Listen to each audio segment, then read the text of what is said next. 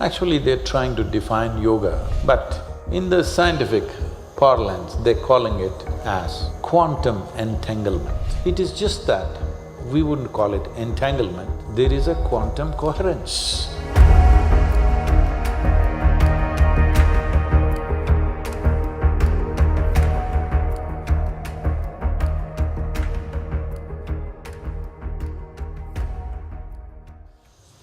See, your idea of what is memory have to evolve. Right now, your idea of memory used to be, till recently, is just what you remember. But now, your idea of memory has become more technology-oriented. You use the word memory more with reference to your gadgets than to yourself these days. Your idea of memory has shifted, that things can have memory.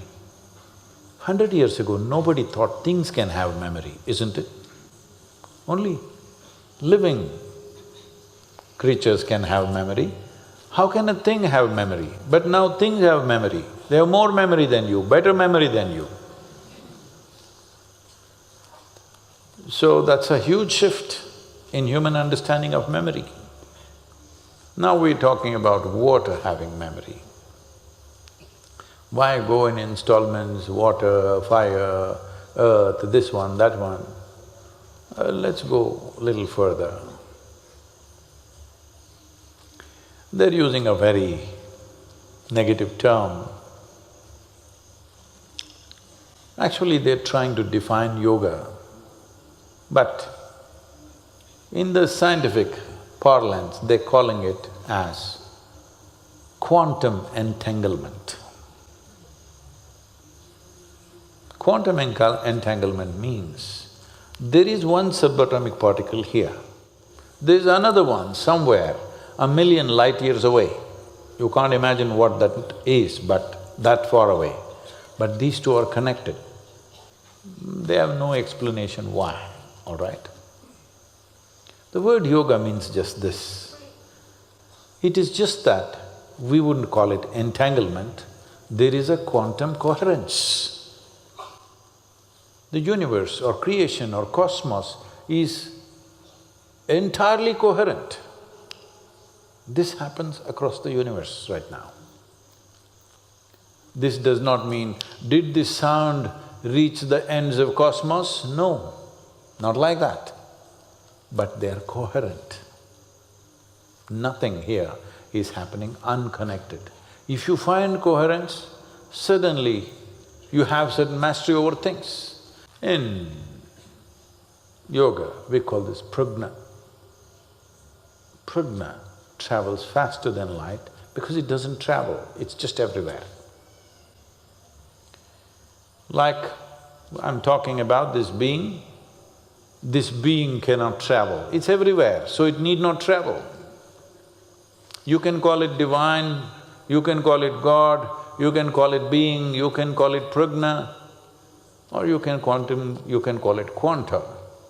But essentially, because it's everywhere, it looks like the same thing is happening everywhere, that means it traveled from here to there to there, no.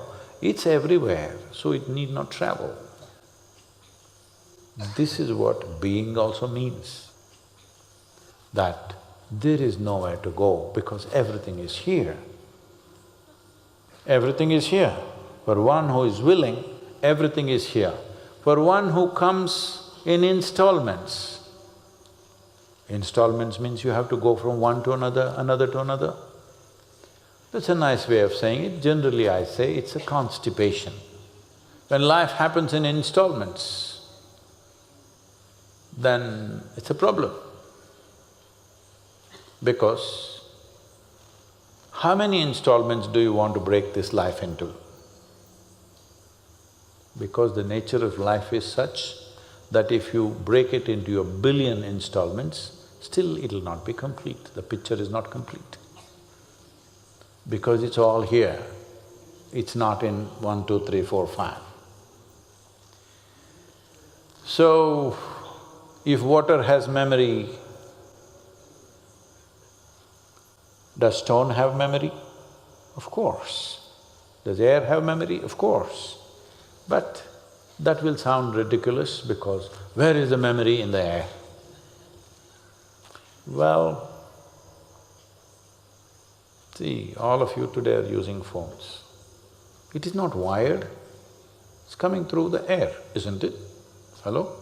Memory is traveling through the air, so is there memory in the air? You shouldn't even ask me that question anymore because all of you are using the applications. But that is still rudimentary compared to how the cosmos is. It is not that something is traveling from somewhere to somewhere. There is nowhere to travel because what you call as everywhere and nowhere are not two different things. There is no somewhere, that's all. There is everywhere and there is nowhere. Somewhere is an illusion. But right now, somewhere is the only reality you have. Everywhere and nowhere is an illusion in your experience, isn't it? Hello? Somewhere is reality, I am somewhere. Am I nowhere? Am I everywhere? That is the whole thing. Everywhere and nowhere are the reality. Somewhere is an illusion. See, right now, you are a somebody. Hello? Not today, after 100 years, all of you.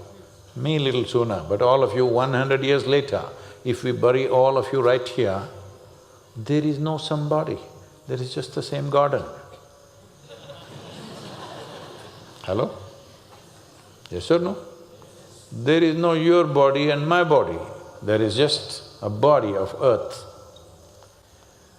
So, just the difference is, do you realize that now or will you realize that when it happens? This is not just with the earth, this is with the whole creation. You are either one with it or you are not. This is not an imagination. I go on thinking I am one with the cosmos, you will go nuts. But that's how it is. When it happens experientially, it is tremendous. When it happens psychologically, you will lose it. If psychologically, if you think I'm everywhere, you're a serious problem. Psychologically, physiologically, you're somewhere. But the fundamental reality is this. So, this whole process of segmenting this and saying is, oh, there is memory in water, we accept it. But is there memory in air? Is there memory in fire? Is a keyhole vision of life. If you go on looking at life like this, if you stay here for 1 billion years, still you will know a tiny piece of it, that's all. Nothing wrong, but it's most inefficient way to exist. Because we are interested in application, we are not interested in knowing. How can I use it? Need-driven. All scientific research right now is need-driven. How can we use it? What can we do? Can I make a new kind of gun that I can just burn you without wasting a bullet on you? We are experimenting with all that, come on. Hello? Right now, they've come up with bombs which will explode. All the buildings will be intact, only human beings die. Yes, because it's a frequency bomb. It just kills the human beings. Buildings will be safe. I think it's a good thing. See, when you want to conquer another country, people are dead, infrastructure is there, isn't it a good way? We are need-driven, this is the problem. Everything we come to know, we will use it in more and more devious ways. So, when you're need-driven, you must understand, knowingly, unknowingly, you become destructive. What is wrong being need-driven? Nothing wrong if you were one more creature. Nothing wrong if you were a grasshopper, because creatures are need-driven. But once you get to this level of cerebral activity, this level of capability, if you are need-driven, the only place we will go to is destruction. There is simply no other place to go. So, when society or individual human beings are need-driven, they don't realize this in their own time. that they are super destructive. Because need is not a path that will end somewhere, it's an endless path. Being is not like that. The destination is right here. You don't have to go anywhere. The destination is right here. It is not light years away. When there is coherence between a subatomic particle, a brainless subatomic particle has coherence with another one 1,000,000 light years away, with this bigger brain, you must be able to find coherence, isn't it, with everything in the universe. This is called yoga. Yoga means union. Union means you are in coherence with the whole creation. Nothing to do because you're already fully equipped and here. Just learning to use the equipment without messing yourself up, that's all.